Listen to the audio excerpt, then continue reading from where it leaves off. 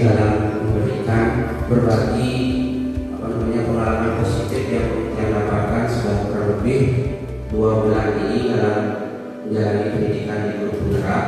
Di sini yang membawakan materi tentang menumbuhkan budaya positif melalui kesepakatan kelas. Nanti setelah akhir dari kegiatan ini mungkin Bapak Ibu di wali kelas akan mencoba di kelasnya masing-masing untuk membuat sebuah kesepakatan kelas bersama siswanya, sehingga nantinya dengan kesepakatan kelas yang akan diberikan itu akan mampu menumbuhkan budaya-budaya positif yang ada di sekolah kita.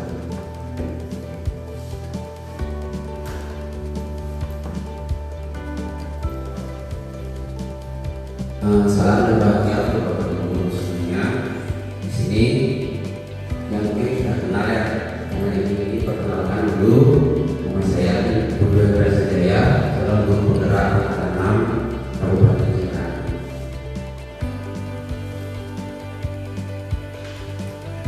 Baik, sebelum kita mulai ke materi, ya di sini sebagai awal dari materi ini mungkin Bapak Ibu kita berikan untuk berkonsentrasi dulu tentang di sini.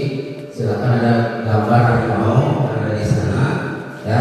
Berapakah jumlah kepala harimau pada gambar berikut? Mungkin Bapak Ibu silakan cermati di sana, hitung ya, kurang lebih di sana berapa jumlah kepala harimau yang Bapak Ibu dapatkan? 5. Susah dong. 9. Kita 10. Ya silakan. Oh, yang atas dulu ya, di atas 10. Di atas 10. Ya, di atas 10 silakan. Bapak Ibu cermati dulu.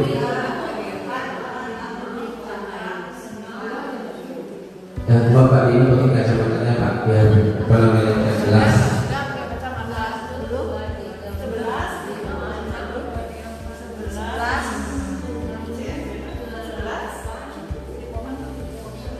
Berapa kira-kira?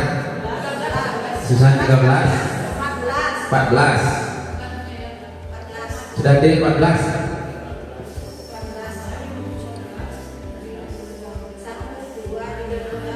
Oh ini Pak dulu yang mau melakukan ramalan. Berapa Pak ini? 17? Hah? 17an. Oke ya. Kurang lebih ini kan yang mengambil ini juga, kalau saya juga ada kelihatan berapa ini jumlahnya ya.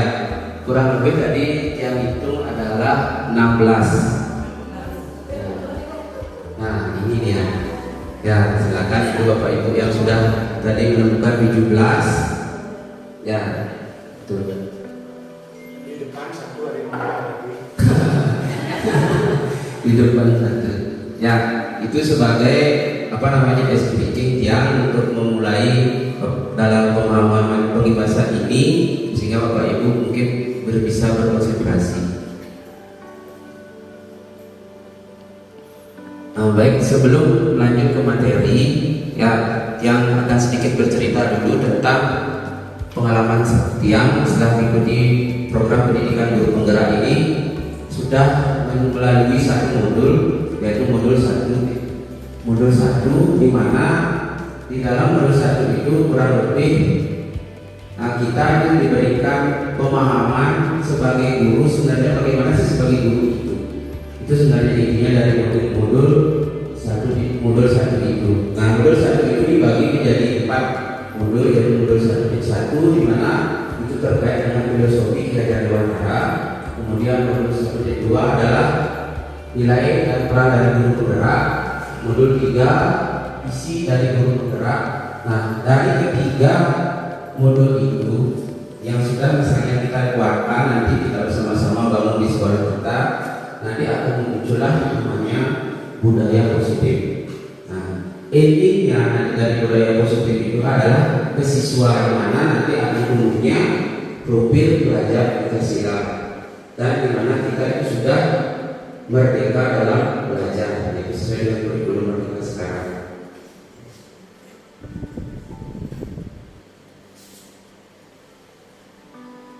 Nah ini yang pertama, yaitu tentang filosofi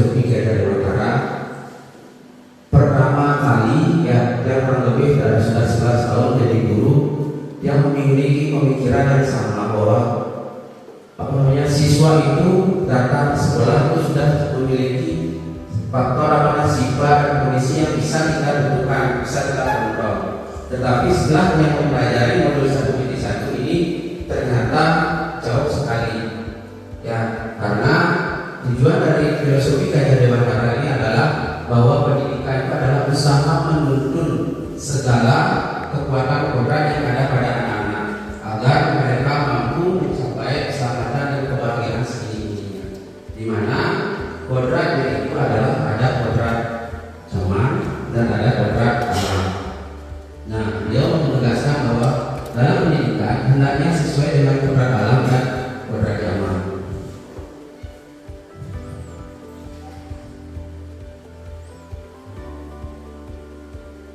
Nah, di mana kodrat alam itu adalah bergantung pada lingkungan.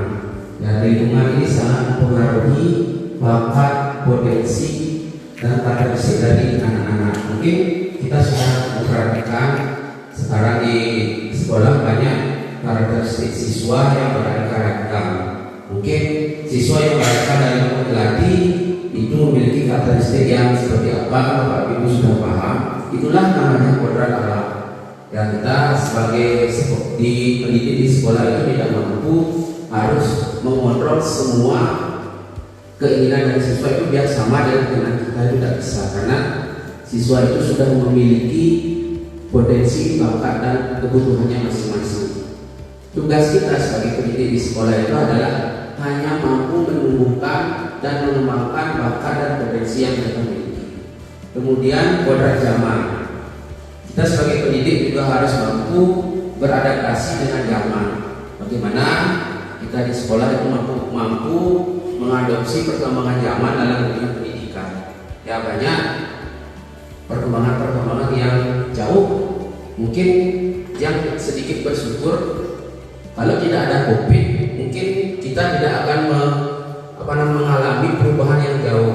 Ya, dengan COVID kita harus dipaksa belajar menggunakan Zoom meeting yang mungkin 2019 tidak akan tahu apa itu Zoom meeting.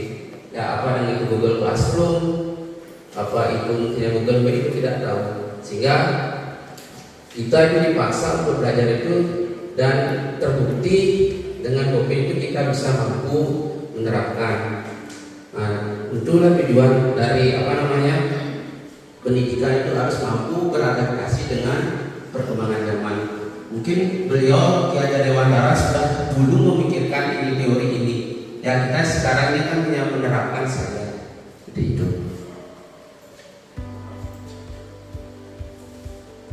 Kemudian salah satu tanggung jawab kita dari seorang guru adalah bagaimana di sekolah itu menciptakan lingkungan yang positif, di mana warga sekolah yang saling mendukung. Ya, kita itu harus menjadi sekolah itu selalu mendukung, tidak ada, selalu berkolaborasi untuk bagaimana menciptakan agar budaya positif di sekolah ini bisa tercapai. Itu tujuan dari Ki Hajar Dewantara.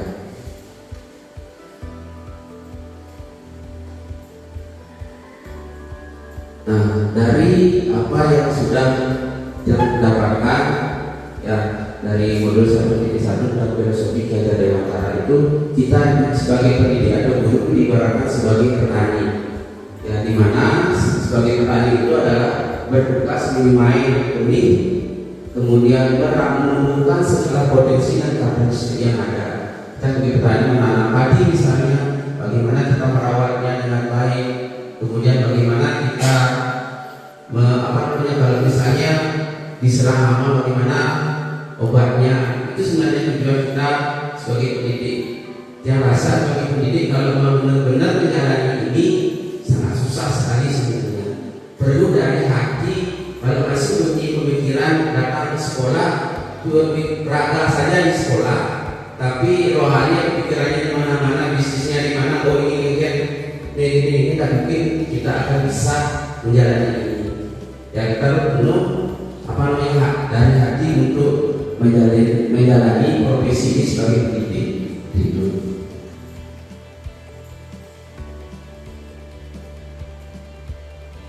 Nah, kemudian nanti mungkin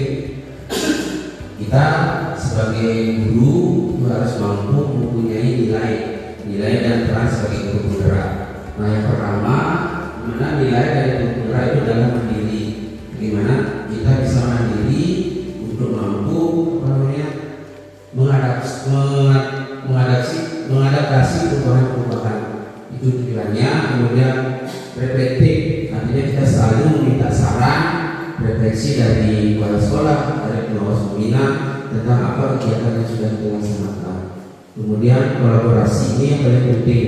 Ya, mungkin di sini sudah banyak guru-guru yang junior dan sedikit guru senior. Itulah perlunya adanya kolaborasi kita, di mana saya banyak membantu si A, guru A lebihnya di sini, guru B kekurangan di sini, kita saling membantu. Itulah namanya kolaborasi. Kemudian inovatif, ya kita selalu berinovasi bagaimana sekolah kita itu bisa mampulah bersaing. Sebenarnya tujuan saya pertama kali menjadi guru penggerak itu adalah bagaimana ilmu-ilmu yang didapatkan dari guru penggerak itu bisa diterapkan nantinya. Minimal kita di sekolah di gunung itu mampu nanti berkembang dengan sekolah-sekolah yang sudah lama, misalnya di SMP 1 negara atau yang lain. Kemudian yang paling penting di sini seorang guru adalah berpihak kepada murid. Ya, itu adalah kunci kita sebagai seorang guru, selalu bagaimana menekankan pada potensi dan bakat dan karakteristik siswa itu yang kita selalu kembangkan. Itu. Nah, itulah sesuai dengan pernyataan dari Gajah Dewantara, sebagai seorang guru harus memiliki nilai dan peran guru penggerak agar mampu menjadi teladan dan memberi motivasi dan dorongan siswa untuk mencapai kebahagiaan, dan lagi satu adalah akan menuju kepada budaya positif di sekolah. Nah, mungkin ini beberapa kegiatan yang sudah kita lakukan. Bagaimana misalnya dalam proses pembelajaran kita tidak lagi menggunakan metode ceramah. Ya, karena dengan menggunakan metode ceramah itu pasti minat siswa itu akan bosan, gitu doken dulu. Dan seperti itu ya, bagaimana kita harus interaktif, harus inovatif dalam melihat dengan kondisi seperti ini anak-anak kelas kita berikan media seperti ini untuk belajar, sehingga intinya kemarin yang sudah dapat konsultasi dengan PP Maja Prasetya, intinya bagaimana kita mengajar itu membuat murid senang dulu. Itu kunci pertamanya. Kalau murid senang, apapun yang nanti kita berikan, materi yang kita berikan itu pasti akan terserap oleh siswa. Kalau sudah kita masuk ke kelas, muridnya takut, tidak mungkin 500 materi yang kita berikan paling 1% yang dimunculkan oleh siswa. Kemudian di sini saya memberikan menggunakan pembelajaran yang bermain game, membuat teman teka-teki. Ternyata siswanya antusias dalam belajar. Dia sampai seru-seruan maju ke kelas walaupun kita tidak suruh ke depan. Itu salah satu meningkatkan motivasi siswa dalam belajar. Kemudian yang ketiga, di sini saya sering menerapkan lingkungan sekolah untuk dalam belajar, dalam mengeksplor materi yang diajarkan.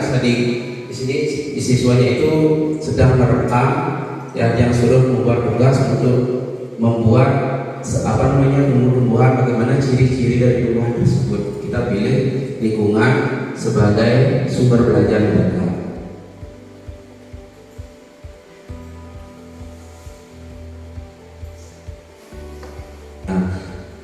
Kemudian yang akan salah satu yang menjadi penunjang budaya positif di sekolah ini adalah visi kita.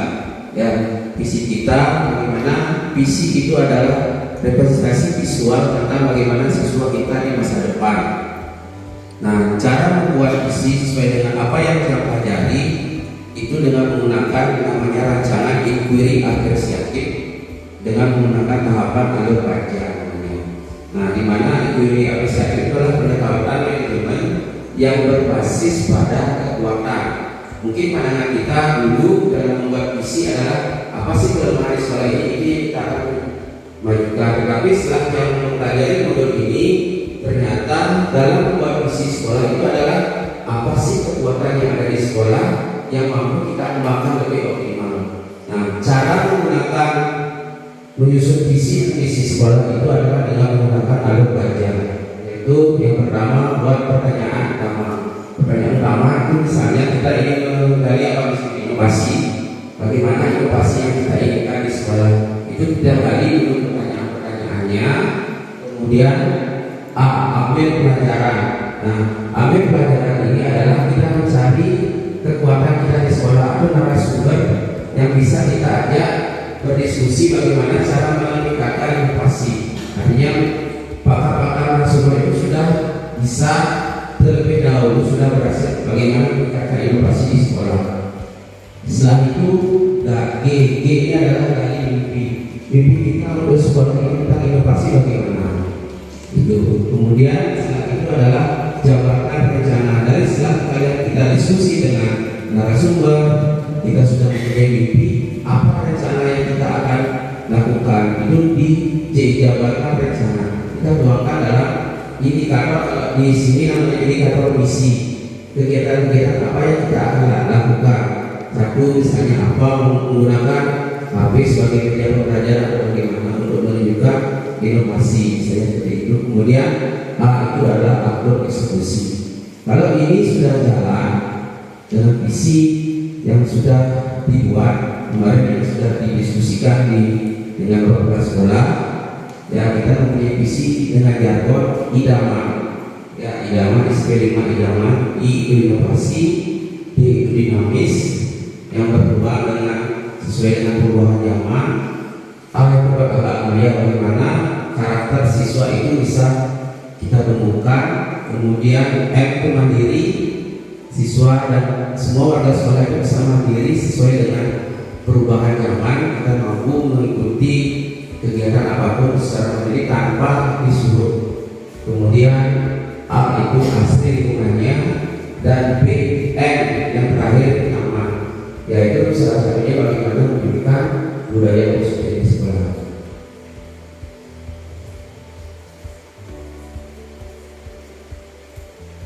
Nah, sekarang kita masuk kepada materi kita, yaitu tentang budaya positif di sekolah. Karena dasar kita untuk berbicara budaya positif itu kita lalui dari modul filosofi pengajaran yang antara nilai-nilai dan peran dari penggerak, kemudian visi sekolah kita. Kalau itu sudah sinkron, Bapak Ibu guru sudah mau berubah sesuai dengan apa yang dikenal dari kejadian Dewantara tersebut, mungkin nanti kedepannya kalau secara teori kan gampang kita ngomongnya, ya, tapi secara praktek itu dulu continue secara terus-menerus kita lakukan sehingga akan muncullah namanya budaya positif di sekolah yang dapat membentuk karakter guru murid, tidak hanya muridnya saja tapi gurunya juga, ya, serta visi-visi dari sekolah kita.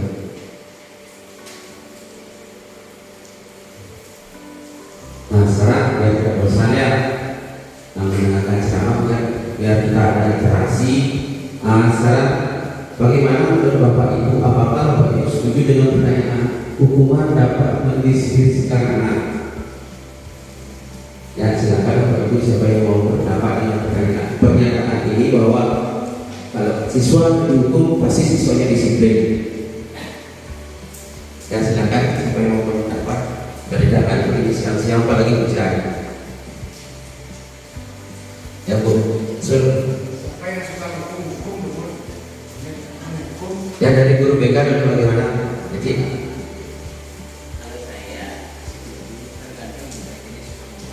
ini semuanya setuju. Dari guru BK itu setuju bahwa hukuman mendisiplinkan anak. Di sini tidak ada yang benar, tidak ada yang salah, Pak Ibu ya. Itu ini kan pendapat kita masing-masing. Ya, yang lain Bu, sorry mungkin sebenarnya gimana Bu? Menurut saya hukuman dapat mendisiplinkan. Jujur. Kenapa Bu? Karena dengan kita memberikan hukuman dengan harapan anak-anak itu dia akan tahu bahwa dia berbuat salah. Ya, berbuat salah. Yang lain, Pak Ibu, Bu Eri ada Bu? Bu Eri pasti menghukum juga. Setuju? Setuju menghukum? Tergantung hukumnya seperti apa. Ya, berarti sebagian besar Bapak Ibu itu menghukum itu dapat mendisiplinkan anak. Ya, pandangan saya pertama kali setuju. Ya, setuju dengan menghukum itu mendisiplinkan anak. Tetapi fakta yang di lapangan, ya fakta yang ceritakan oleh fakta. Misal salah satu contohnya sendiri yang mengalami. Kalau yang berdiri di depan, ya yang berdiri di depan, barisannya pasti tertib tenang. Yang mencoba sekarangnya tidak ada di depan, dan Bapak Ibu guru lain yang mengambil alih itu mungkin siswanya lain yang tidak masih Pak Eka itu kan seperti itu. Artinya kalau saya di depan dia itu cenderung ke takut menunggu Pak Eka pasti itu tujuannya. Ya, karena untuk menunjukkan budaya positif, hukuman itu adalah langkah terakhir. Ya, langkah terakhir dari nanti ada cara kontrol ini, itu langkah terakhir untuk siswa kita bagaimana hukuman itu diberikan. Kalau misalnya kita seperti Sandi, ya tidak akan mungkin alur dari budaya positif ini bisa dilakukan. Ujung-ujungnya ke sini. Nah, ini untuk yang kita akan pelajari, yaitu adalah disiplin positif. Ini hukuman, konsekuensi, restitusi. Kemudian keyakinan kelas, kebutuhan dasar manusia, restitusi 5 posisi kontrol, dan segitiga restitusi. Baik, yang pertama, ya, saya minta sekarang Bapak Ibu sudah berpasangan, ya, berpasangan. Kemudian, sekarang yang atur yang di sebelah kanan itu yang A, ya, berperan sebagai A, di mana yang A itu ceritanya membawa sesuatu dalam genggaman itu benda yang berharga, ya, benda yang berharga yang di sebelah kanan. Kemudian nanti yang di sebelah kiri itu mencoba dengan sebuah tenaga merayu agar mendapatkan barang tersebut. Coba silakan Bapak Ibu praktekkan sekarang ya, dengan dilakukan genggaman. Ya, yang di sebelah kanan, Bapak Ibu yang di sebelah kanan itu membawa benda berharga ceritanya, ya, membawa benda berharga. Sekarang yang Bapak Ibu yang di sebelah kiri merayu. Bagaimana cara Bapak Ibu agar merayunya dengan memaksa, dengan bagaimana, silakan, agar barang yang Bapak yang ada di sebelah kanan itu bisa entah itu dikasih atau entah itu tidak. Silakan dicoba dulu ya. Ya, ini susah sekarang misalnya membawa benda berharga. Ini Aceh rayu, mengancam atau bagaimana? Ya, silakan nanti coba berada pada mana?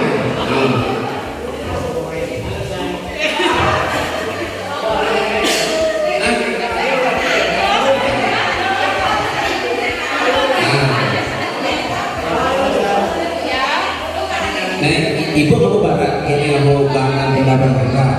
Kita nyanyi ngerayu yuk gitu. Yang Bapak Ibu sebelah kanan, kan Ibu. Oh, ini kanan saja nih, salah. Aji susah nih ngerayu. Bisa. Ada yang di kanan. Oh, di kanan bisa. Nah, silakan Bapak Ibu. Nah, sekarang dari Aji ngerayu, mengancam atau bagaimana, silakan. Nah, coba. Nah,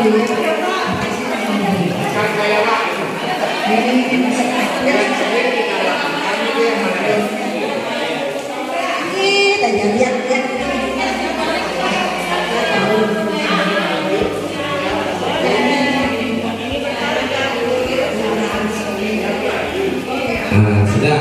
Siapa yang dikasih itu? Siapa yang mendapatkan itu? Saya mendapat banyak Pak. Sudah. Nah,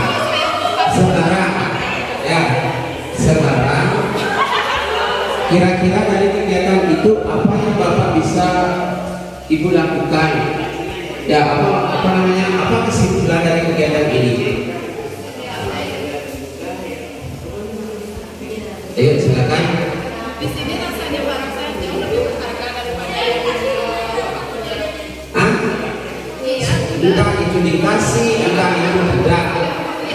sekarang Bu Susan, kira-kira apa kesimpulan dari kegiatan ini?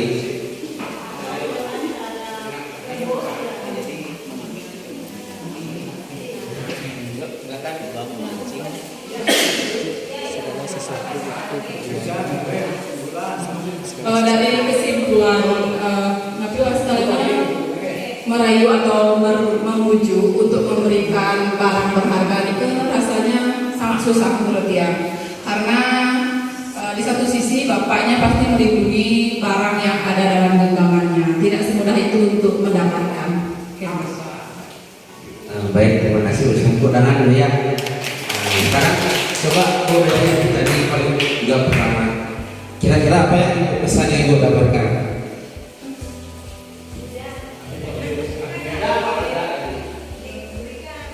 Mungkin karena barangnya tidak terlalu berharga, maka mudah memberikannya. Benar, bahasa Indonesia, berbahasa Indonesia. Oke, terima kasih. Di sini saya akan menanggapi ada beberapa cara untuk mendapat tujuan yang kita inginkan. Yang pertama itu dengan cara membujuk, mungkin kemudian dengan hati merayu, dan dengan kekerasan atau mengancam. Terima kasih. Baik, ya. Tadi sudah ada Bapak Ibu kegiatan, kan ada beberapa Bapak Ibu yang dikasih barangnya. Ya, ada beberapa Bapak Ibu yang tidak benar-benar berharga. Itu kan kalau Bapak Ibu untuk dikasih barang atau tidak itu kembali ke dalam diri kita sendiri. Itulah namanya budaya positif. Ya, bagaimana kita menumbuhkan motivasi siswa itu untuk mau berubah dari dalam diri. Itu yang memerlukan waktu yang lama sekali. Ya, kalau dengan menghukum, jadi hukum masih tidak siap-siap. Dan sedang itu ditinggalkan pasti tidak. Itulah yang sering Bapak Kepala Sekolah mungkin sudah mendapatkan pertama seperti ini konteksnya pembekalan kepala sekolah, sering diajak berbincang sama bapaknya bahwa jangan menghukum. Ternyata baru saya mendapatkan pendidikan ini seperti ini ternyata. Ya, bahwa menghukum itu hal yang paling belakang. Ya, bukan itu yang dipakai. Nah, ini jawabannya adalah yang memegang kontrol atas kepala tangan kita itu apakah kita membuka atau menunduknya, itu tergantung dari kita daripada kita dari sendiri ya, sesuai dengan kebutuhan. Seperti tadi Pak Isman, barangnya tidak berharga, kasih aja, gitu ya. Kalau khususnya Pak Dino jimat atau siapa, gitu. Ya, sesuai dengan kebutuhan. Nah, sekarang ini ya perubahan paradigma teori kontrol. Ya, sekarang kita menganggap yang sadar bahwa kita tidak mampu mengontrol sepenuhnya siswa itu sesuai dengan keinginan kita. Ya, itu namanya ilusi guru mengontrol murid. Jangan setelah sudah mungkin kita sudah memberikan kebebasan, nanti Bapak Ibu sudah memiliki mindset berubah bahwa jangan sekali-sekali kita berpikir bahwa apa yang kita omongkan selalu bisa dilakukan oleh anak-anak. Ya, kita harus bisa mengontrol apa keinginan kita sesuai dengan anak-anak itu sesuai dengan keinginan kita. Tetapi kita harus sadar bahwa anak-anak kita itu memiliki karakteristik dan sikap yang berbeda-beda, itu kita harus akui.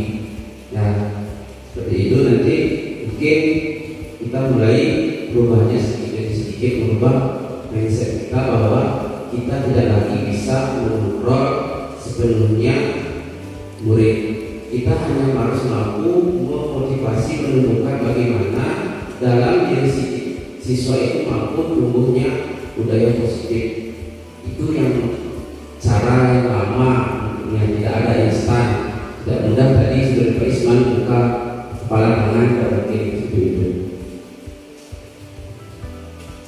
Nah, seperti ini artinya teori motivasi perilaku manusia. Ya, kalau siswa mungkin setelah dihukum, kamu dihukum, maaf Pak, apa yang akan terjadi apabila saya tidak melakukannya? Mungkin itu bahasa kita. Nanti misalnya saya mau membuat tugas apa, itu adalah motivasi yang muncul dari eksternal, dari luar, bukan dari keinginan dia sebenarnya. keinginan dia untuk tidak terjadi hukuman. Itu saja. Kemudian yang kedua, untuk mendapatkan imbalan. Ini yang sering terjadi. Ya, sampai saat ini teori itu selalu bertentangan dengan diri saya, bahwa dengan memberikan penghargaan itu adalah sebagai lama-kelamaan adalah sebagai hukuman. Itu selalu mungkin selalu bertentangan dengan diri saya sedang mempelajari dalam pendidikan ini, bahwa dengan memberikan penghargaan secara terus-menerus mungkin itu nanti akan lama-kelamaan akan menjadi hukuman buat kita sendiri. Ya, itu adalah karena dengan memberikan imbalan dan penghargaan itu hanya sebatas siswa itu adalah menumbuhkan motivasi eksternalnya dia. Oh, dengan misalnya saya harus saja belajar biar mendapatkan hadiah, saya mendapatkan ini dengan mendapatkan hadiah. Itu yang terjadi mungkin dari beberapa anak-anak kita, karena kita sering, ayo siapa yang maju kasih hadiah, mau dia maju. Kalau tidak ada hadiah mungkin dia tidak akan mau maju, karena itu adalah munculnya dari motivasi eksternalnya dia. Nah, kemudian bagaimana mewujudkan saya akan menjadi orang seperti apa bila saya melakukannya, biar mereka tumbuh dari diri sendirinya, entah itu tidak ada, entah itu ada, atau tidak mereka mau maju. Ya, itu harus ada memang munculnya motivasi internal. Inilah tujuan dari disiplin positif itu, bagaimana menumbuhkan motivasi dari diri siswa.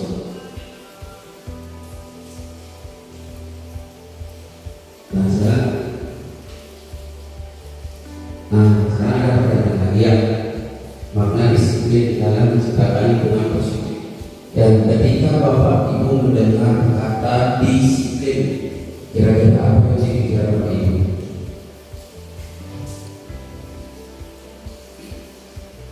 Ya, silakan.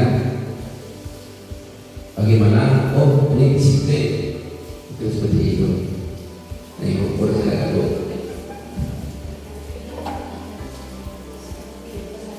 Terima kasih.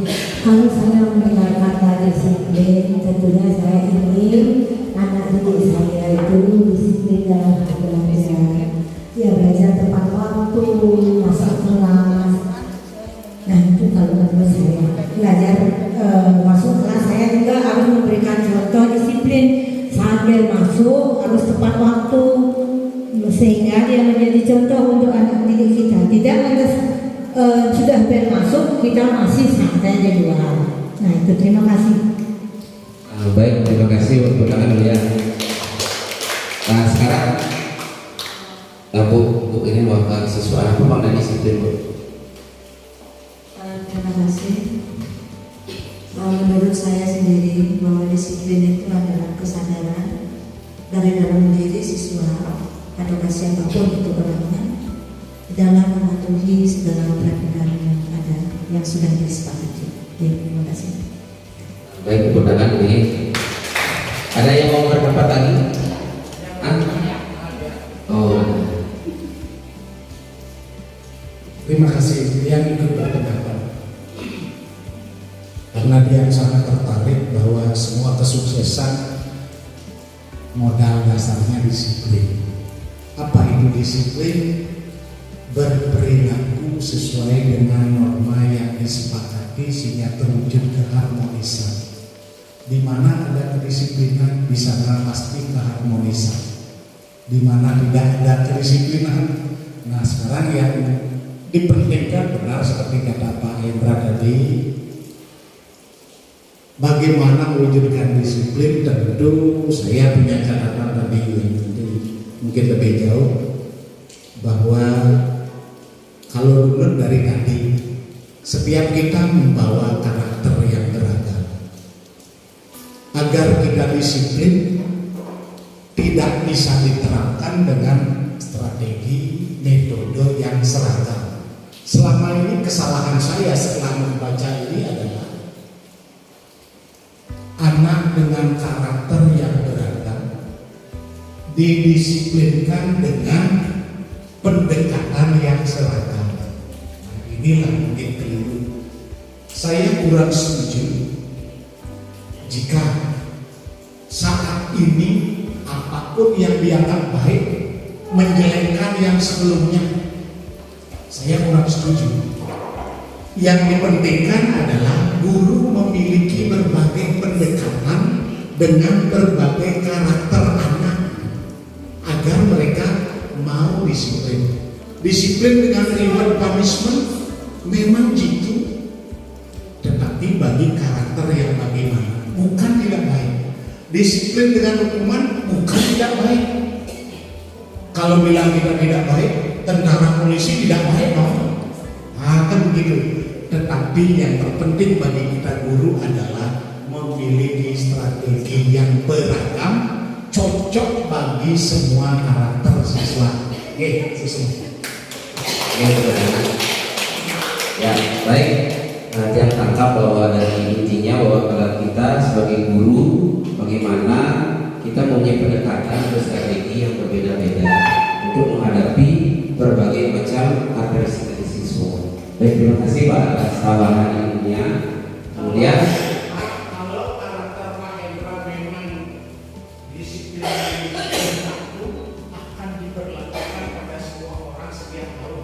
Kalau begitu saya tidak begitu. Nah, inilah mungkin dengan ada program salah satu teori materi disiplin positif ini kita. terima kasih Pak. Terima di sini ya, mungkin kebanyakan kita karena yang namanya disiplin itu pasti ada tertib ya, sesuai dengan peraturan pada peraturan, dan disiplin juga sering dihubungkan dengan hukuman, padahal itu sebetulnya berbeda ya, karena belajar tentang disiplin positif itu adalah tidak harus memberikan hukuman, justru itu adalah salah satu alternatif terakhir untuk memunculkan disiplin positif, bukan disiplin. Kalau disiplin positif itu adalah disiplin yang tumbuh dari dirinya dan dirinya sendiri. Seperti itu. Kalau kita menggunakan bersama tadi, seperti Bapak menggunakan, caranya adalah dengan kita paham dengan karakteristik mereka. Setelah paham, ini dengan ini pendekatannya mungkin bisa mampu menumbuhkan budaya positif tersebut. Dan ini disiplin positif adalah dalam konteks pendidikan, di mana kita menciptakan murid yang merdeka. Merdeka dalam artian masalah utamanya adalah disiplin yang kuat. Disiplin yang dimaksud adalah disiplin diri yang ada dalam memiliki motivasi internal. Itu yang harus kita galakkan. Mungkin ini adalah dari risetnya Pak Menteri ya, Mas Menteri, mungkin dengan berbagai karakter kejadian sekarang banyak demo yang oleh mahasiswa atau apapun, mungkin dari risetnya Pak Mas Menteri itu menimbulkan bahwa ini loh masalah kita. Masalah kita adalah berasal dari bagaimana menumbuhkan motivasi dari diri sendiri untuk biar mau siswa itu memang disiplin, bukan karena dipaksa. Itu salah satunya. Nah, sehingga kalau disiplin ini terjadi, mungkin nanti sesuai dengan jargonnya Mas Menteri, yaitu profil terhadap Pancasila itu mungkin nanti akan tumbuh dalam diri siswa. Nah, sekarang hukuman, konsekuensi atau restitusi. Nah, kalau yang sering kita lakukan, anak-anak ada warga selatan minggu depan, ya rokok, ada yang main ping, dekatnya naik satu, ada yang suruh push up. Itu mungkin sekarang dalam yang pelajari ini mungkin selalu bertentangan Pak, ya bertentangan dengan itu karena kebiasaan kita, gampang anak tertib, ya dihukum seperti itu. Ya mungkin sekarang Bapak kepala sekolah selalu dibanding dengan saya, bagaimana kita menumbuhkan motivasi dalam diri siswa, itu yang penting. Karena kita akan mengenal istilah hukuman, konsekuensi atau restitusi. Nah, sekarang ini ada beberapa pertanyaan yang mungkin Bapak Ibu silakan disimak. Nah, yang pertama hukuman atau konsekuensi. Nah, silakan yang Bapak Ibu jawab. Mencatat 100 kali di dalam buku kalimat, saya tidak akan berlama lagi. Mungkin ini salah satu contoh yang sering kita laksanakan ya. Kalau misalnya terlambat, buat dalam buku, silakan catat ini berulang kali. Apakah itu termasuk hukuman atau konsekuensi Bapak Ibu? Khususan konsekuensi, boleh deh hukuman. Ya, ada hukumannya, sebentar ada jawabannya. Kemudian lari mengelilingi lapangan basket 2 kali karena terlambat, hukuman. Murid diminta untuk push up 15 kali, hukuman. Menggantikan kertas tugas teman yang telah dicoret-coret, konsekuensi. Membersihkan tumpahan air di meja tulis karena tersenggol pada saat belajar, konsekuensi. Aja hukuman. Murid disuruh untuk mengenakan sepatu, tidak menggunakan sepatu seharian karena tidak menggunakan sepatu hitam, hukuman. Lari mengelilingi lapangan basket 2 kali karena terlambat 10 menit untuk pelajaran PJOK, hukuman.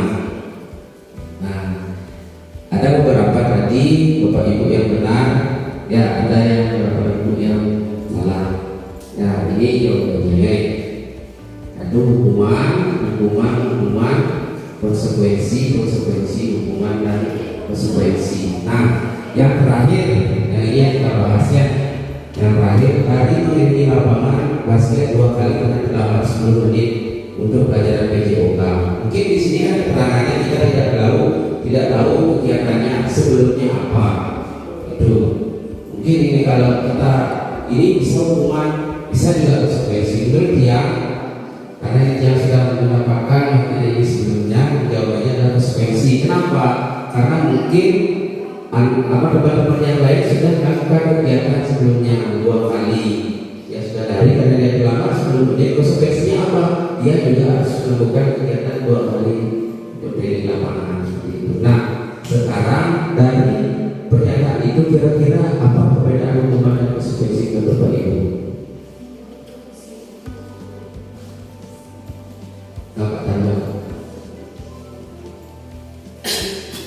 Terima kasih atas waktu yang diberikan. Di sini pandangan saya hukuman itu adalah melanggar kesepakatan atau aturan yang sudah ada. Sedangkan konsekuensi itu adalah istilahnya itu ganti rugi, istilahnya mengganti apa yang teman-temannya sudah dilakukan, dia tidak melakukan. Terima kasih. Baik, tepuk tangan untuk Pak Taruni. Ada yang lain apa itu hukuman dan konsekuensi? Ya, kurang lebih sebelum nanti Bapak Ibu dapatkan bahwa kalau hukuman itu kan identik dengan fisik. Ya, selain penyamatan itu contoh-contohnya itu semuanya identik dengan fisik.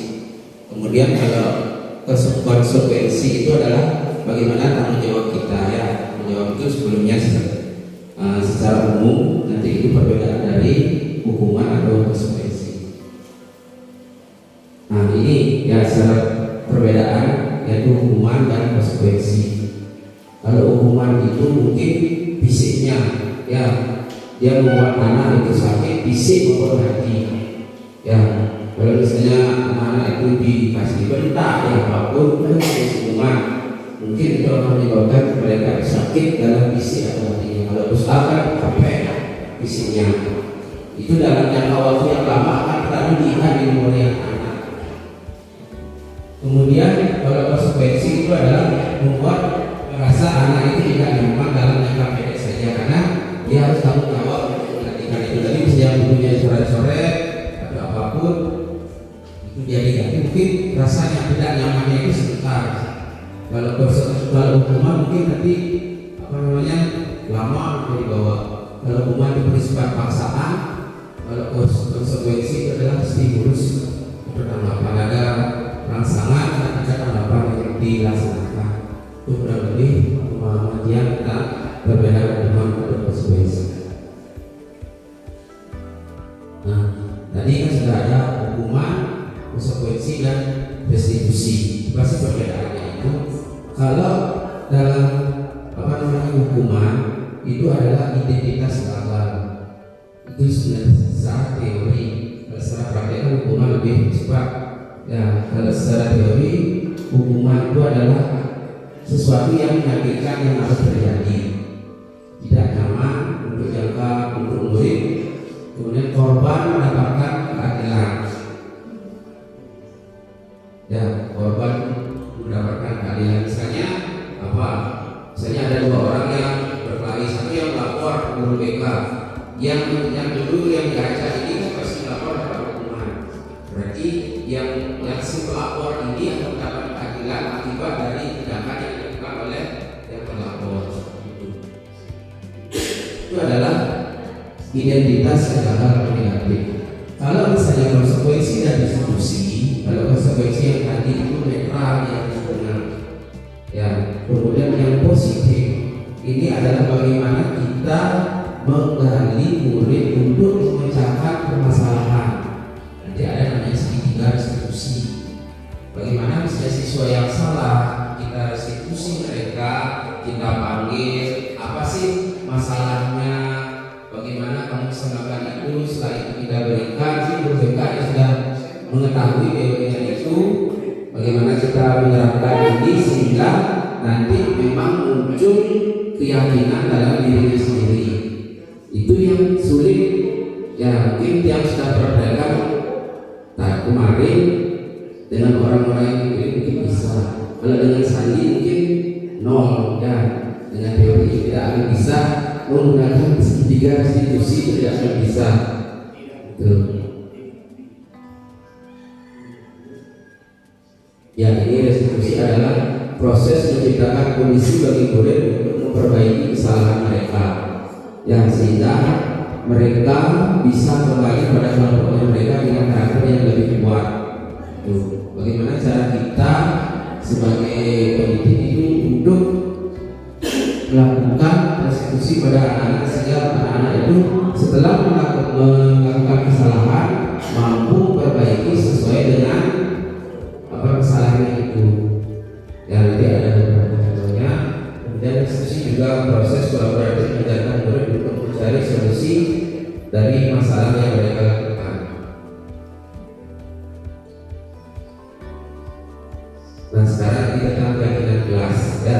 Nanti inilah aksi nyata Tiang untuk bagaimana Bapak Ibu wali kelas itu membuat keyakinan kelas yang kita masing-masing. Itu mungkin nanti kita buat, kemudian nanti kita tayangkan pada saat nilai PKKS sudah bisa. Ya, nanti mungkin untuk minggu depan Bapak Ibu wali kelas itu bisa ke kelas masing-masing untuk membuat, nanti ada videonya bagaimana cara membuat keyakinan kelas pada siswa.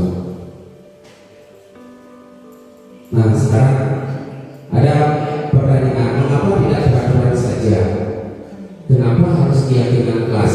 Keyakinan, ya kan di sekolah kan sudah ada aturan. Nah, kenapa kita harus mencari juga membuat keyakinan kelas? Nah, ada beberapa pertanyaan romantik buat Bapak Ibu. Mengapa kita memiliki peraturan harus menggunakan helm bila mengendarai roda 2? Kenapa?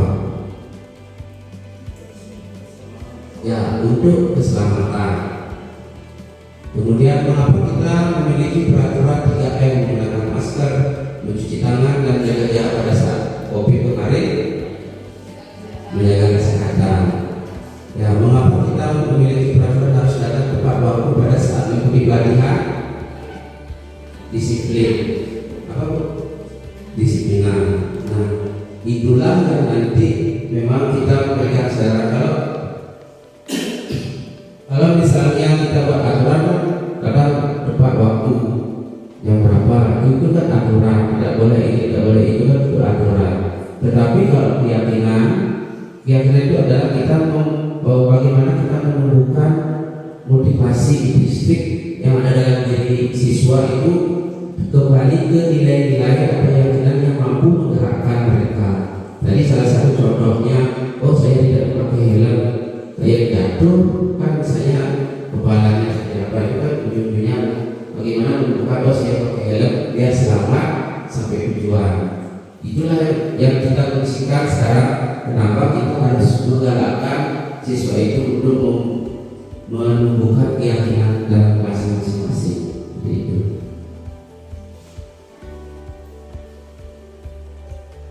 Nah ini nanti ya dari peraturan, kemudian dari keyakinan kelas, setelah itu nanti ada baru akan muncul lingkungan positif dari sekolah kita, baru terakhir ini adalah bagaimana menciptakan budaya positif. Ya ini memerlukan waktu yang lama, tidak hanya secara teori kenapa keyakinan ini, tetapi prakteknya itu pasti memerlukan waktu yang lama dan harus berkolaborasi dengan Bapak Ibu semuanya. Kalau mungkin dia sedang berbudi saja menggerakkan ini tidak bisa sekolah kita. Mungkin inilah perlunya tadi peran dan nilai-nilai dari guru penggerak. Dan selanjutnya adalah kolaborasi. Bagaimana?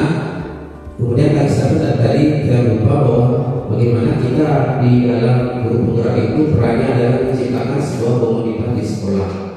Ya, bagaimana kita saling sharing. Oh ini si A ini kan, bagaimana cara menanggapinya? Kalau misalnya ada bagaimana kesulitan, itu sudah pentingnya sebuah komunitas.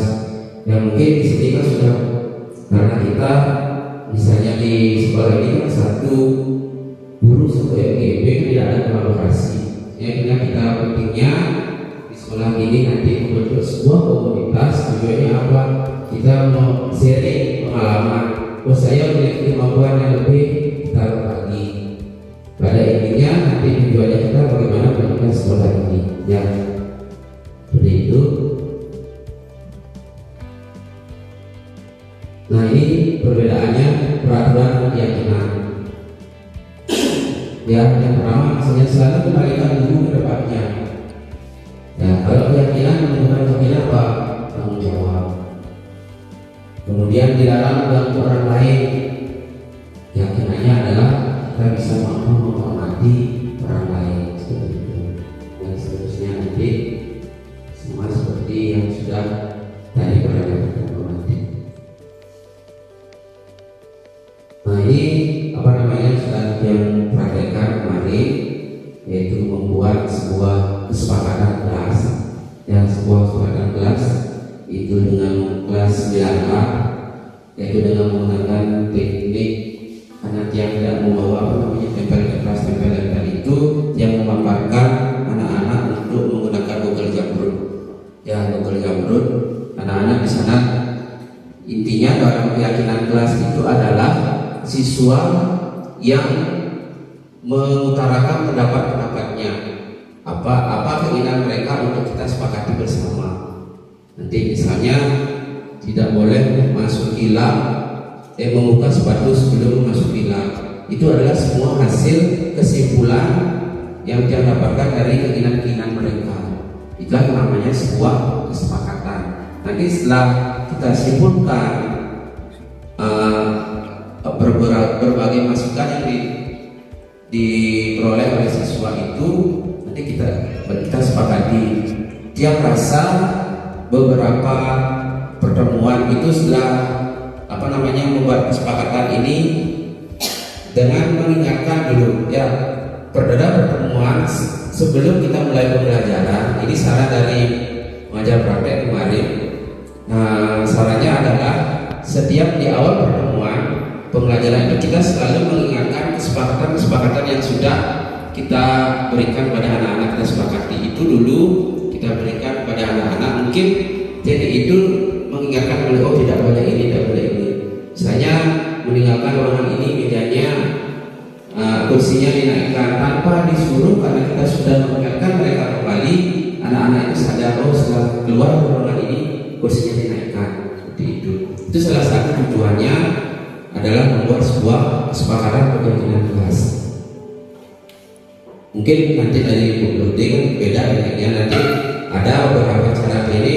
Kalau yang cenderungnya biar instan dengan menggunakan Google Jamrut, nanti kalau Bu ada bapak ibu yang lain bisa mendapatkan tempel-tempelan itu bisa berikan pada anak-anak untuk menulis kesepakatan apa yang diinginkan.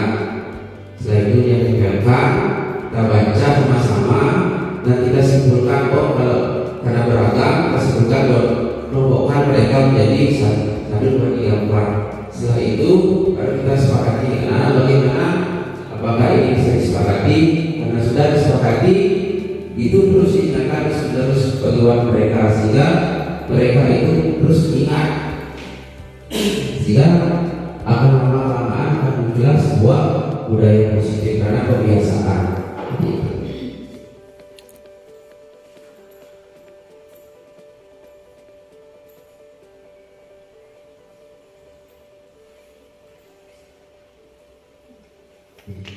Ya, ini adalah sebenarnya video bagaimana cara Bapak Ibu untuk membuat sebuah kesepakatan dalam kelas. Mungkin karena ini gangguan dan tidak bisa ini juga untuk cepat waktu, nanti yang akan kirimkan linknya kepada Bapak Ibu, dan itulah salah satu yang mohon partisipasi dari Bapak Ibu untuk membuat kesepakatan dalam kelas.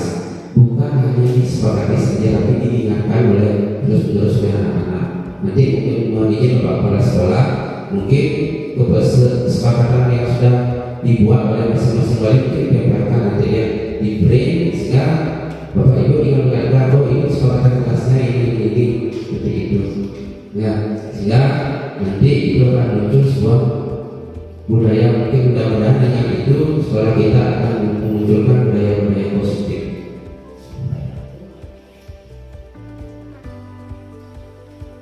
Nah, sekarang kita kebutuhan dasar manusia. Ya, ini adalah satu contoh. Ya, Ibu Abah seorang guru wali kelas kelas 2 di SD kita sedang bingung menghadapi bulan salah satu muridnya. Ini yang bernama Doni. Berapa anak di dalam kelas 2 itu telah datang mengeluhkan seringkali minta bekal makan siang. Ya, meminta bekal makan siang dengan paksa. Jika Bapak Ibu menghadapi situasi seperti Ibu Amar, apa yang dilakukan? Nah, itu pertanyaannya. Sekarang coba Pak Jendro di Guru BK kira-kira apa yang dilakukan dalam situasi itu? Ya, yaitu ulangnya Doni yang seringkali meminta bekal makan siang dengan paksa.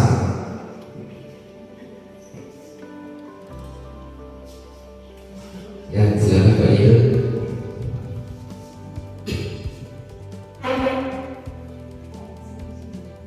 Kira-kira Pak Jendro lakukan, menghukum atau bagaimana? Coba silakan. Terima kasih atas waktunya karena kali ini saya juga tidak mengalami BK juga, tapi untuk di BK yang tidak pernah mengatakan adanya suatu hukuman. Ya. Karena di BK cuma ada di mana ganjaran, di mana ketika siswa mengalami suatu kesalahan,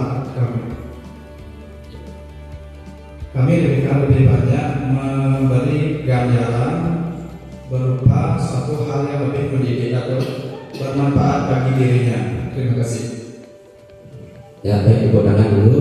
Itu dari pandangan dari guru BK, mungkin dari guru yang Bapak Ibu guru yang lain ada yang mau menanggapi. Kira-kira dalam situasi tenang dan biasanya Bu Pur ini sering seperti itu ya situasinya anak-anak kelasnya seperti itu. Pemaksaannya misalnya melapor, Bu, ini Sandi ini dulu dari nakal seperti itu. Kira-kira Ibu seperti apa tanggapannya dengan perilaku siswa seperti itu? Dah, yang malas, CPR, bengkung. Kira-kira apa tanggapannya kalau ada siswa melapor seperti itu? Terima kasih atas kesempatan yang diberikan kepada saya. Kalau saya sih banyak ada siswa yang begitu sering malah, kemudian tidak buat tapi dikit tugas meminta. Yang kita tegaskan bahwa itu perbuatan yang salah. Jangan sampai melakukan hal seperti itu. Pasti kita nasihati jangan sampai berbuat seperti itu. Karena itu juga mengambil hak orang itu tidak baik. Kalau saya seperti itu, terima kasih. Ya, terima kasih Bu. Ya, mungkin kalau dari beberapa kasus kita di sekolah, ya, karena kenapa anak-anak itu melakukan tindakan seperti itu karena kebutuhan dasar. Ya, kebutuhan dari dasar siswa itu tidak terpenuhi. Tadi ada beberapa, kalau ini menyangkut tentang makanan, kan dia lapar, tidak bawa uang, dapatkan kebutuhannya. Mungkin caranya kamu makan, mungkin ya dengan memaksa gitu.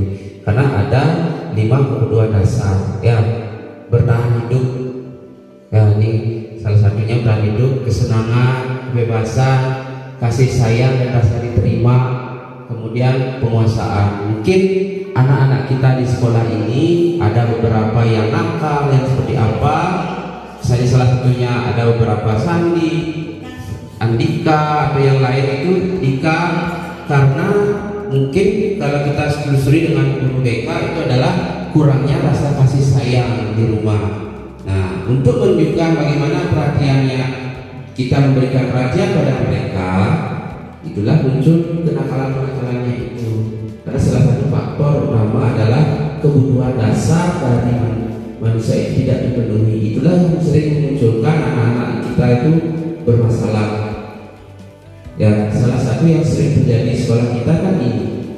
Dan rasa kasih sayang itu yang kurang, seperti itu. Nah, ini sekarang posisi 5, posisi kontrol kita. Nah, 5 posisi kontrol kita adalah yang pertama penghukum, pembuat rasa bersalah, teman, pemantau, dan manajer. Ya, kalau menghukum kan sudah sering ya dengan bentak-bentak atau seperti apa. Nanti endingnya mungkin dari 5 posisi kontrol ini nanti Bapak Ibu endingnya itu adalah harus menjadi ini manajer. Kita ubah pola pikir kita sekarang, bagaimana tidak harus kita mesti kontrol itu harus menghukum anak-anak, tidak. Ya, yang saya sering lakukan itu adalah ini pengalaman dia adalah membuat rasa bersalah. Kayaknya caranya anak-anak itu ada rasa bersalah, dibentak atau bagaimana itu cara pengalaman yang sama mendapatkan ini salah sebenarnya. Ya, kita harus mampu menjadi manajer, yaitu di mana posisi inilah murid dapat menjadi pribadi yang mandiri dan merdeka. Itu yang sulit sebenarnya. Secara teori, apa sebenarnya bagaimana sudah kalimat positif nyaman dan aman. Gitu. Nah, ini nanti posisi kontrol kita sebagai akhirnya adalah manajer, yaitu apa yang kita yakini itu yang kita harus tanamkan, yaitu menguatkan mereka untuk menguatkan mereka dengan nilai-nilai keyakinan. Itu yang endingnya kita nanti berproses dari penghukum berubah menjadi teman, berubah menjadi pemantau. Kemudian yang terakhir kita harus berubah sekarang bagaimana nanti kita bersikap pada anak-anak itu adalah harus menjadi manajernya. Manajer dalam artian bagaimana kita menguatkan nilai-nilai motivasi yang ada dalam diri siswa. Nah, ini adalah saya kecewa sekali dengan kamu. Ya. Nah, ini adalah apa namanya salah satu kata-kata. Saya kecewa sekali dengan kamu. Berarti itu adalah membuat orang itu bersalah. Itu posisi kontrolnya. Kamu tidak pernah benar melakukan hukuman. Ayo lakukan dari Bapak Ibu. Kalau ada kata-kata yang si Bapak Ibu lakukan, berarti posisi kontrol Bapak Ibu adalah sebagai teman. Ayo Bapak Ibu. Nah, mau Bapak benar Bapak Ibu, mau nggak kalian lakukan? Itu adalah posisi sebagai teman.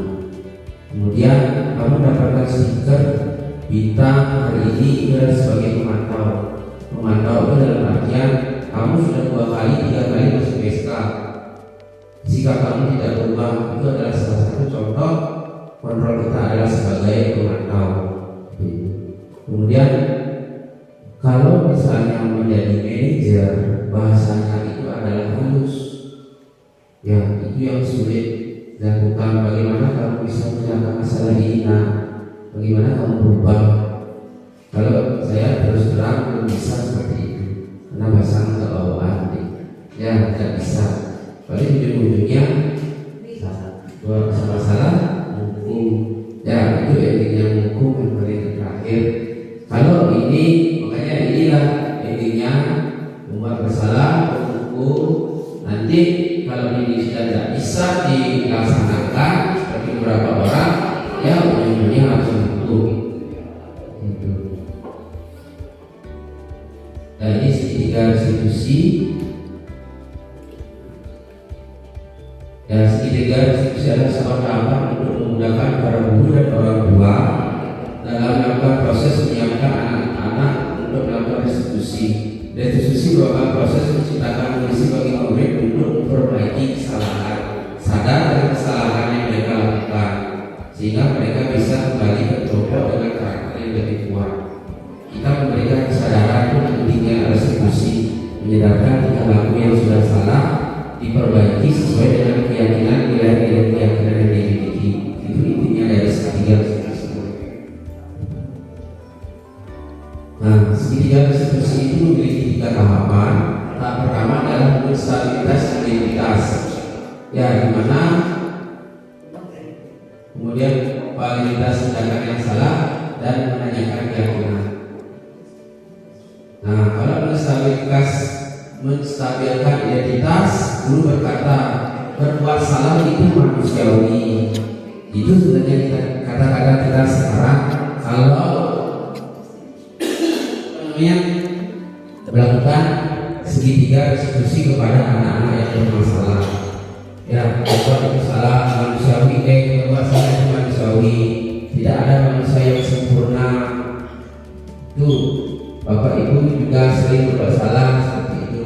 Dan ini adalah menstabilkan identitas. Kemudian kalau validasi tindakan yang salah itu adalah berkata kamu bisa saja melakukan hal yang lebih buruk, tapi kamu tidak melakukannya. Artinya dalam validasi tindakan yang salah kita menggali kenapa mereka melakukan kesalahan itu. Galilah mendengar berbagai pertanyaan-pertanyaan sehingga nanti akan muncul anak-anak itu mau mengungkapkan penyebabnya. Nah, itu adalah validasi tindakan yang salah. Nah, setelah tahu penyebabnya, baru kita yang akhir adalah menanyakan keyakinan. Mau nggak kamu berubah? Ada bagaimana? Apa nilai-nilai yang sudah kita sepakati? Artinya anak-anak ini dia mau berubah untuk dari sadar dengan kesalahannya. Ya, itulah namanya segitiga restitusi.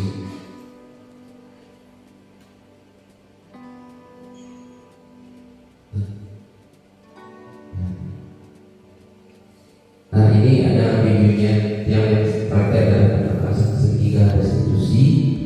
Nah, nanti bisa aja yang bisa ditayangkan. Nah, sekarang terakhir ya, dari beberapa perjalanan itu, mohon sekarang Bapak Ibu merefleksikan terkait materi pembahasan yang berikan, yaitu tentang menumbuhkan gaya positif. Mungkin dari Bapak Ibu yang menanggapi bagaimana dia melakukan pembahasan ini materinya, yang mempersilakan Bapak yang mau mengalami memberikan refleksi.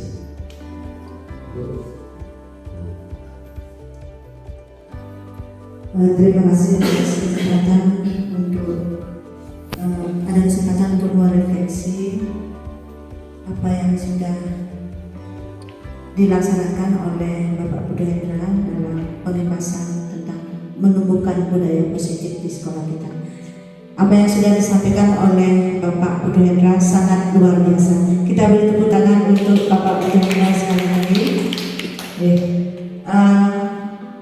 Apa yang sudah Bapak Budha Hendra tadi sampaikan dari awal sampai akhir ini, mudah-mudahan kami sebagai guru di sekolah dapat melaksanakan dan dapat menumbuhkan budaya positif ini, sehingga nanti pada akhirnya kita dapat membentuk siswa kita yang betul ataukah sesuai dengan tujuan kita menjadi siswa yang memiliki profil pelajar bangsa. Terima kasih. Terima kasih atas seluruh. Ada yang lain? Bapak kelas sekarang.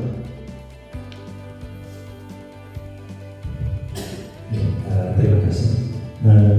Yang terhormat Bapak kelas. Kemudian Bapak Ibu Guru yang sudah bisa mengikuti kegiatan ini dengan baik. Ya, seperti apa yang disampaikan tadi Pak Putu ya, dalam hal ini tentang menumbuhkan budaya positifnya. Jadi apa yang disampaikan tadi oleh Pak Putu luar biasa sekali ya, dan memang Tiang selaku Kepala Satuan Pendidikan kemarin menyampaikan, Pak, saya di CGP ini akan ada tujuannya membuat kelompok seperti ini. Dan sudah yang perhatikan tadi, nah mungkin ini baru yang pertama kali yang kita lakukan. Ya tentu apa yang sebelumnya kita tidak pahami selaku guru, kadang-kadang ya banyak hukuman yang diberikan kepada siswa. Mudah-mudahan dengan apa yang ada yang disampaikan tadi oleh Pak Putu, mungkin budaya kita akan berubah kepada siswa. Ya, jadi dengan pemahaman ini Tiang sangat mengharapkan kepada Bapak Ibu semua, tentunya kalau kita ingin budaya positif ini terjadi pada anak didik, tentu akan dimulai dengan Bapak Ibu guru masing-masing. Ya, jadi seperti sering dikatakan, untuk merubah orang lain, ya apalagi kepada siswa sekitar yang berjumlah 285 ini, maka dari itu kita memulainya dari diri kita masing-masing. Jadi apa yang disampaikan Pak Putu tadi berkaitan dengan tentang menumbuhkan budaya positif, ya Bapak Ibu sudah perhatikan secara bersama-sama kegiatan yang tadi, dan sudah kita pahami. Mari yang mulai saat ini dan seterusnya kita lakukan hal-hal seperti apa yang disampaikan tadi. Jadi Tiang yakin kegiatan-kegiatan seperti ini sangat bermanfaat bagi kita semua. Maka Pak Pengawas kepada dua calon CGP kita yang sangat mendukung sekali kegiatan-kegiatan yang dilakukan oleh Bapak dan Ibu berdua ini, karena calon guru penggerak sebelum menggerakkan kepada sekolah yang lain, kita akan memulai dari Bapak Ibu guru yang ada di SMP Negeri 5 ini. Dan itu yang sudah saya sampaikan, apapun kegiatan nanti yang yakin kegiatan yang dilakukan adalah untuk menumbuhkan budaya positif dan depan.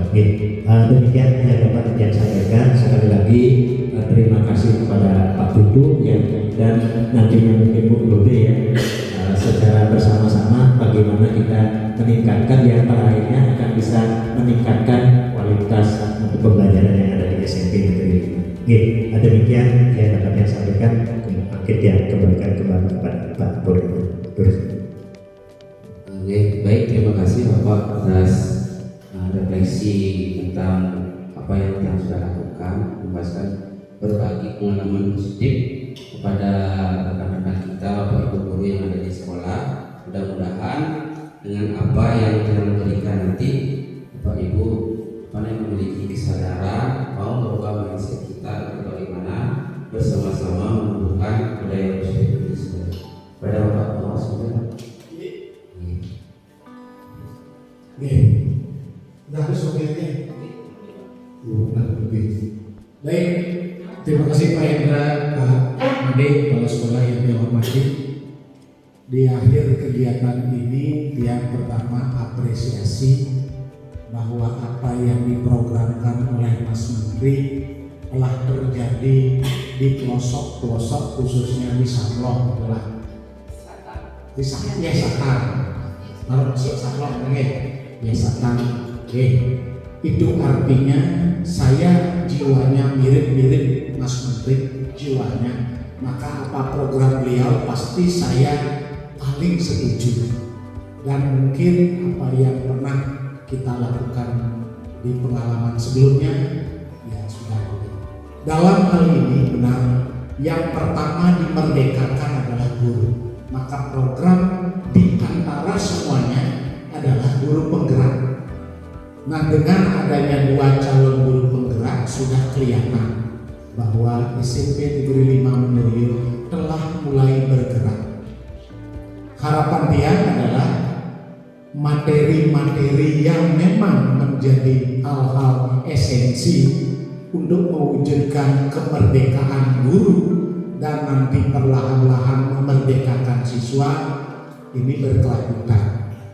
Jika tadi kesepakatan positif atau keyakinan kelas yang mewujudkan budaya positif itu menjadi hal yang baik bagi kita akibat kegiatan hari ini, ayo segera wujudkan oleh semua guru secara real. Jangan tatanan setelah ini hanya mereka berdua. Nah, ini saran dia selaku pengawas. Yang kedua, bila perlu seperti tadi, membuat juga oleh Bapak Kepala Sekolah, dikoordinir oleh Bapak Kepala Sekolah, membuat kesepakatan guru. Tanpa guru yang sepakat, mana mungkin menciptakan kesepakatan.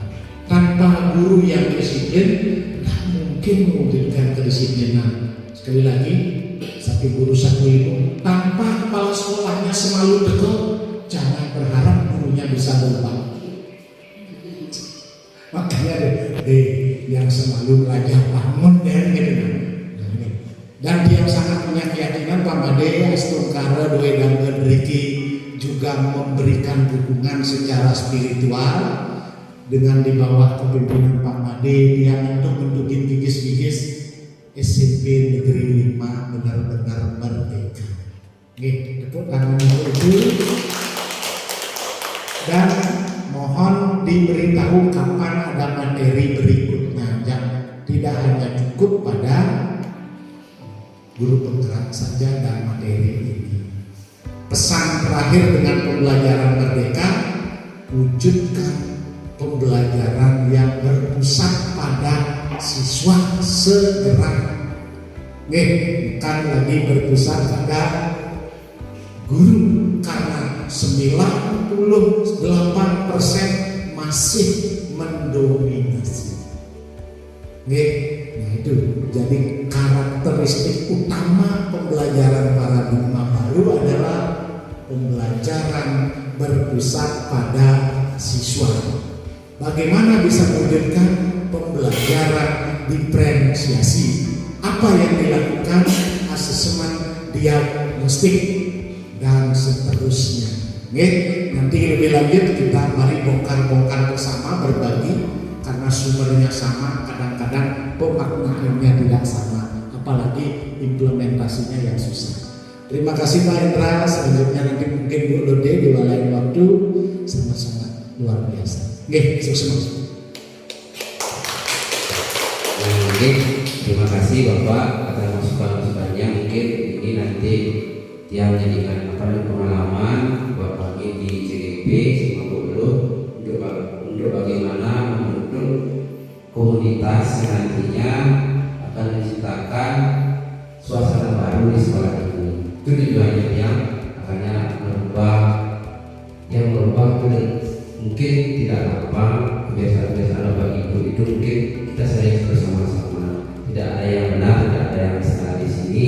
Kita sama-sama satu tujuan, yaitu untuk bagaimana sekolah kita ini yang di pelosok pegunungan itu biar mampulah standar dengan yang ada di perkotaan. Demikian yang bisa saya sampaikan tentang